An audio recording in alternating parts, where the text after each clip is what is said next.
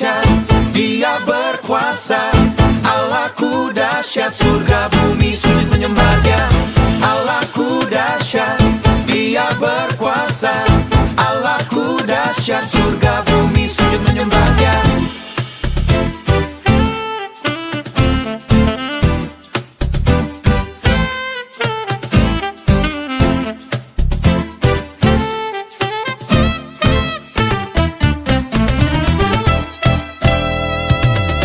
Dari utara ke selatan terdengar pujian bagi Allah.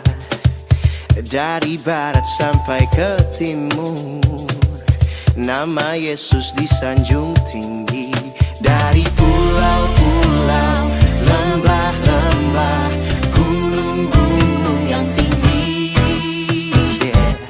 kemuliaannya disaksikan, kebesarannya diceritakan. Yesus, Yesus, nama Yesus disanjung tinggi. Dari pulau-pulau, lembah-lembah, gunung-gunung yang tinggi, Allahku dahsyat berkuasa. Seluruh bumi sujud menyembah, tinggikan nama-Mu. Allahku dahsyat berkuasa. Seluruh bumi sujud menyembah, tinggikan nama-Mu.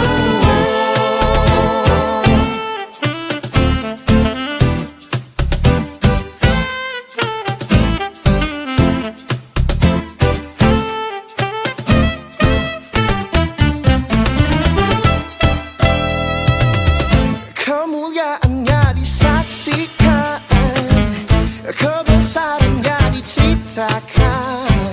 Yesus, Yesus, nama Yesus disanjung tinggi. Dari pulau-pulau, lembah-lembah, gunung-gunung yang tinggi, Allahku dahsyat berkuasa. Seluruh bumi sujud menyembah, tinggikan nama-Mu. Allahku dahsyat berkuasa. Seluruh bumi sujud menyembah,